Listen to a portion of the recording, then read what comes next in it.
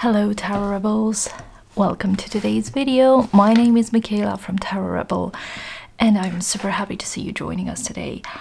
I'm gonna do a walkthrough because I haven't done one in ages, and if you've watched my videos for a while now, I think you know my stance on acquiring decks, especially mass market decks, contemporary mass market decks and modern mass market decks. So I've kind of refrained from buying and purchasing and even backing on Kickstarter new decks, but I still have a couple of older decks on my wish list. Before I get into the video, I just want you to know I'm super grateful and thankful for your time and energy and presence here. It's been a rough couple of months. I've been doing a lot of in-person readings to get myself energized and re-energized, but you can also find me online should you wish to purchase a reading with me. And without further ado, just if you like to share, comment, subscribe, you know the drill. That would be grateful. That would be helpful and important to me, but it's your decision at the end of the day. So sorry for this very long preamble, but here we are. So I recently got this Tarot Piatnik VN, which is a deck from 1974, if I remember correctly. It's made obviously by Piatnik, as you can see here. There are multiple iterations of this deck. I think this one is number 2855 if my camera decides to zoom in. So yeah, 2855 is a sturdy two-piece box with a plastic inlay or whatever it's called, I don't know. I'm not that well versed, if you like. It has a plastic inlay as a cutout, sort of, that says major, minor, and in the middle we have the book. I have this book in German, but it's German, English, and some other languages. Yeah, I think it's only in German. I don't know German and English, but it's a really good tiny book. We have a couple of words here in the beginning by Rudolf Pointner, copyright 1975, printed in Austria, so this is why we have the German language there. It also comes with this tiny book, which is the exact same information as in the bigger book in English again. Yeah, it's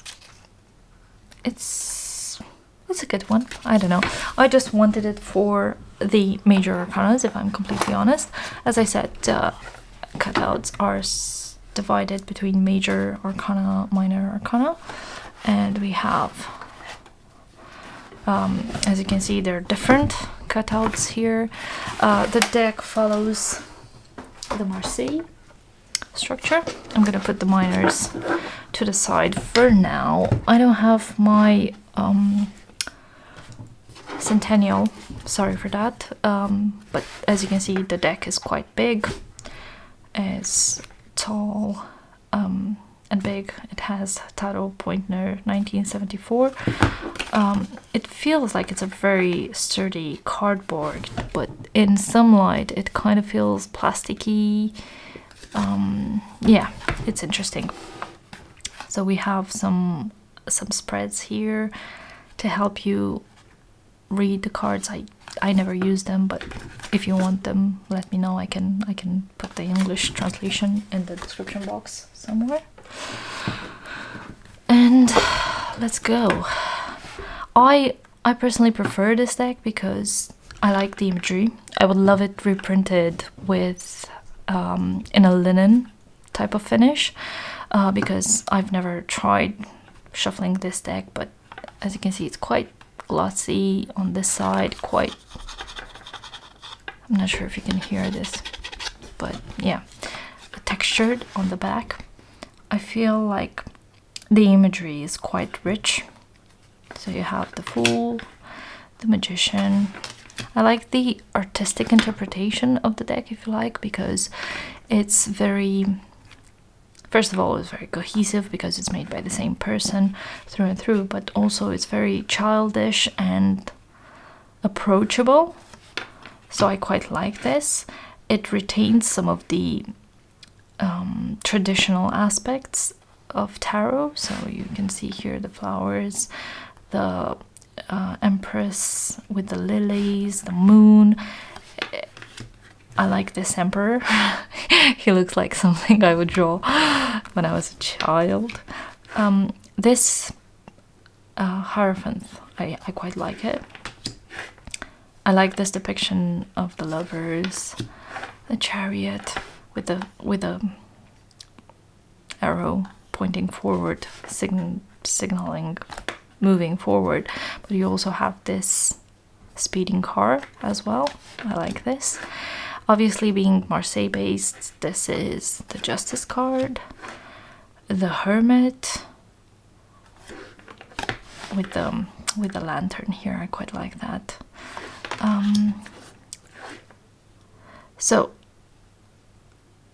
this card, I'm not sure if you can see it. Let me try. And yeah, you have here the name of Anubis and Typhon. The Strength card, the Beast Within. I like this depiction, very interesting. The Hangman, the Death card with Coagula Solve. I've seen this inscription on devil cards before, on Nine of Pentacles, especially in the Mariel Tarot, so that's quite interesting. The Temperance card.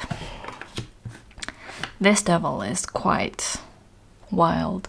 Kind of reminds me of him from Powerpuff Girls for some reason, but I like it. The Tower card, the Star, the Moon, the Sun, the Judgment, and the World. Yeah. So these are the majors.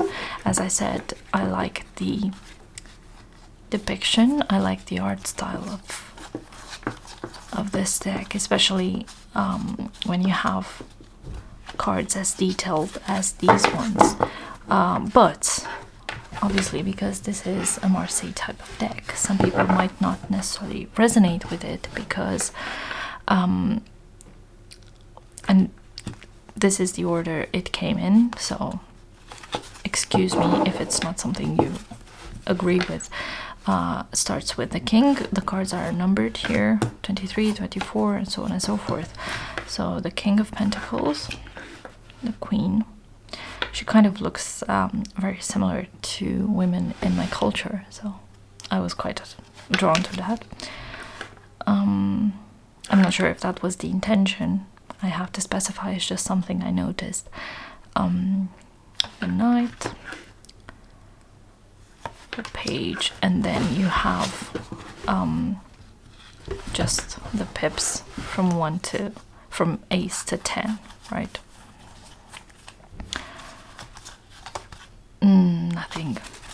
Nothing extraordinary, sorry. Next we have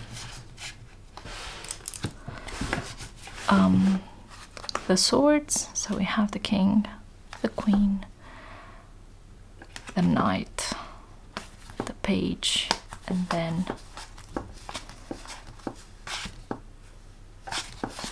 the pips. I'm just gonna call them pips because I'm too lazy today. I'm sorry if this is lazy content for you. Then we have the cups. I like this Queen of Cups. She looks very happy. I wish I was that happy. The Knight, the page and then the cups themselves.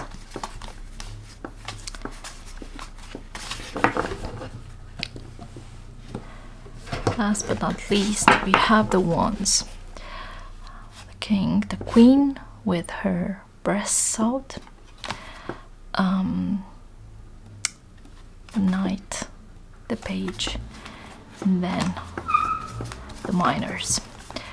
I like the color coding. It makes it easier to see what suit you're in at the moment. I personally prefer to have wands first, then cups, then swords, and then the pentacles, because I consider them that's the natural order in my head. That's how I was taught and that's how I use it. However, it doesn't bother me to keep the deck in this order, because that's what the artist intended, and my intention is to respect that. I'm not going to be using this deck for readings, mainly because it's very difficult to shuffle. I would like to purchase a modernized version of it, because I think this kind of art combined with the Marseille type of knowledge, Marseille system, I think it will bring something more to the table. But because it's so impractical to use it, I just cannot see myself using it. I'm happy I got it. I think this is a good addition. I'll use it as a study deck, which I haven't really started doing because I'm currently learning how to drive, which at my age is kind of embarrassing, but it is what it is. So I don't really have too much time to dedicate to study a new deck. And yeah, I think that, as I said, this is a good learning tool.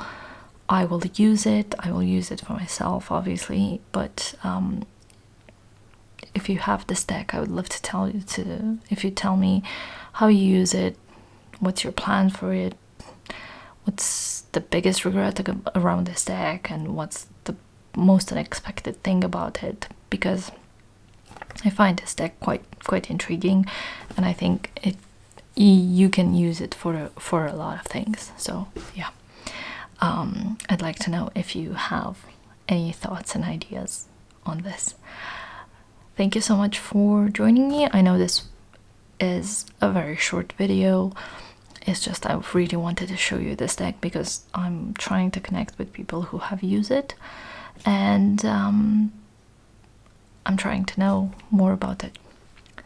As I said, thanks for watching, thanks for stopping by, and looking forward to see you in another video. Bye!